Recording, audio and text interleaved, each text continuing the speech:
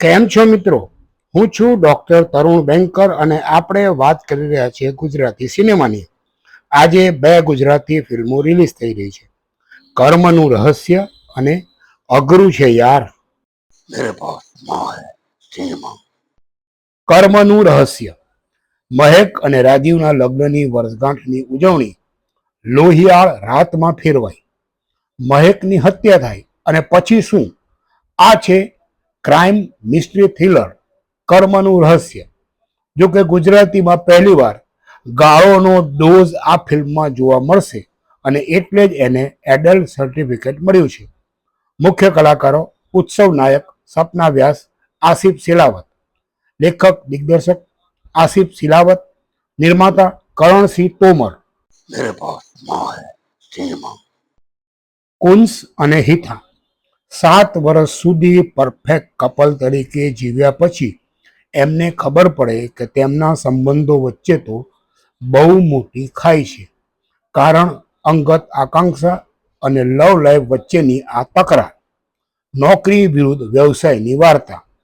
અઘરું છે યાર રોમેન્ટિક ફેમિલી ડ્રામા. મુખ્ય કલાકારો જયદીપ ગાંગાણી, ઉર્વશી ચૌહાણ, ઓમ ભટ્ટ. લેખક દિગ્દર્શક તર્પણ પટેલ. નિર્માતા ચૈતાલી પટેલ.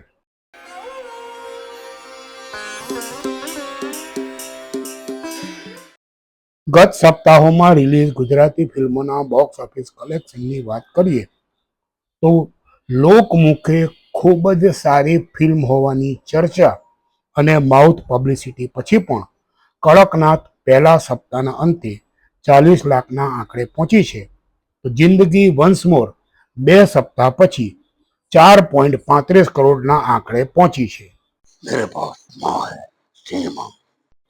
સિનેમા અંગે મારા મનની વાત કરીએ તો હવે ગુજરાતી સિનેમા જગતમાં પણ વિડીયો પાયરસી કે ફિલ્મ પાયરસીનું ચલણ ધીમે ધીમે ઘૂસી રહ્યું છે. અને હાલમાં જ એક નિર્માતા સંદીપ રબારીએ સુરતમાં તેમની ફિલ્મની પાયરસી થતી હોવાની વાત જાણ્યા પછી પોલીસ ફરિયાદ કરીને પાયરસી કરનાર અને પાયરેટેડ વિડીયો સીડી વેચનારની ધરપકડ કરાવી છે. એમની વિરુદ્ધ કાયદેસરની કાર્યવાહી કરાવી છે. ત્યારે સવાલ એ છે કે આમે ગુજરાતી ફિલ્મનું બોક્સ ઓફિસ કલેક્શન જોઈએ એટલું સારું રહેતું નથી. તેવા સમયે પાયરેટેડ સીડી ડીવીડીનો ધંધો અને ફિલ્મની પાયરસી તેના બોક્સ ઓફિસને અને તેના નિર્માતાઓને બહુ મોટું નુકસાન કરે છે. ગુજરાતી સિનેમાની વાતનો આજનો એપિસોડ પૂરો કરીએ એ પહેલા ફરી એકવાર કહીશ, મારી પાસે માં છે સિનેમા.